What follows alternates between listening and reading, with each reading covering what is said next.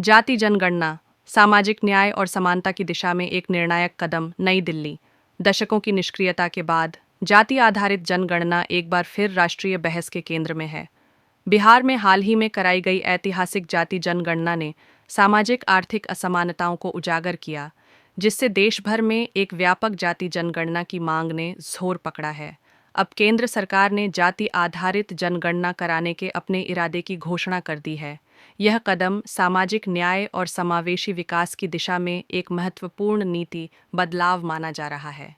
सरकारी सूत्रों के अनुसार इस जनगणना का उद्देश्य भारतीय आबादी की जातिवार सामाजिक आर्थिक स्थिति का आकलन करना है, ताकि आरक्षण, कल्याण योजनाओं और संसाधनों के वितरण को अधिक न्यायसंगत और सटीक रूप से निर्देशित किया जा सके।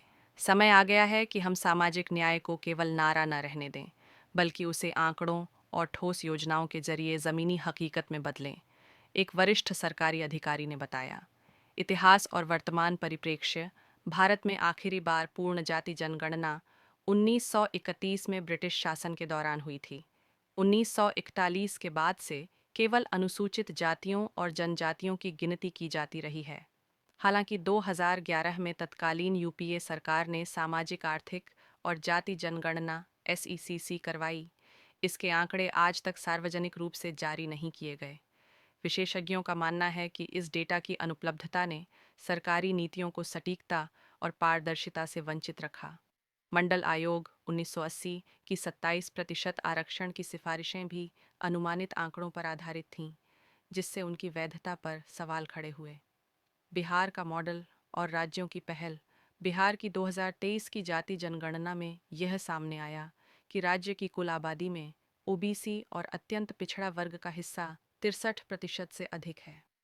इस डेटा के आधार पर आरक्षण नीति और कल्याणकारी योजनाओं में व्यापक सुधार प्रस्तावित किए गए हैं। इस पहल से प्रेरित होकर कर्नाटक और तेलंगाना जैसे राज्यों ने भी अपनी अपनी जाति सर्वेक्षण प्रक्रियाएं शुरू कर दी हैं। विश्लेषकों का कहना है कि ये प्रयास एक समग्र राष्ट्रव्यापी जाति जनगणना की आवश्यकता को स्पष्ट रूप से रेखांकित करते हैं। आशंकाएं और समर्थन। हालांकि जाति जनगणना को लेकर सर्वसम्मति नहीं है।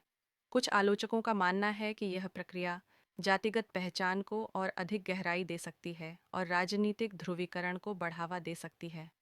हमें सावधानी बरतनी होगी कि जातीय आंकड़ों का इस्तेमाल विभाजन के लिए न हो, बल्कि समानता और समावेशन के लिए हो। सामाजिक विज्ञान विशेषज्ञ डॉ. कविता राव ने चेतावनी दी। इसके विपरीत अधिवक्ताओं का मानना है कि पारदर्शिता और जन डेटा तक सार्वजनिक पहुंच से नीति निर्माण अधिक जवाबदेह और प्रभावी बनेगा। जब तक आपके पास विश्वसनीय डेटा नहीं है, तब तक आप वंचितों की सही पहचान नहीं कर सकते। सामाजिक कार्यकर्ता अनवर हुसैन ने कहा। डेटा गोपनीयता और सुरक्षा पर जोर। विशेषज्ञ इस बात पर जोर दे रहे हैं कि यदि जाति जनगणना को प्रभावी और विश्वसनीय बनाना है, तो इसके लिए एक मजबूत डेटा संरक्षण कानून और गोपनीयता उपाय आवश्यक हैं। जनसंख्या के संवेदनशील विवरणों का दुरुपयोग न हो, यह सुनिश्चित करना सरकार की प्राथमिकता होनी चाहिए। निष्कर्ष। एक निर्णायक मोड़। भारत की अगली जनगणना सिर्फ एक प्रशासनिक कवायद नहीं होगी। ये सामाजिक न्याय, संसाधन आवंटन और लोकतांत्रिक भागीदारी की दिशा में एक नीतिगत पुनर्निर्माण भी हो सकती है। जाति जनगणना यदि सही ढंग से लागू की गई, तो देश को उस बिंदु पर पहुंचा सकती है जहां समानता केवल संवैधानिक आदर्श नहीं, बल्कि जीवित यथार्थ बन सके।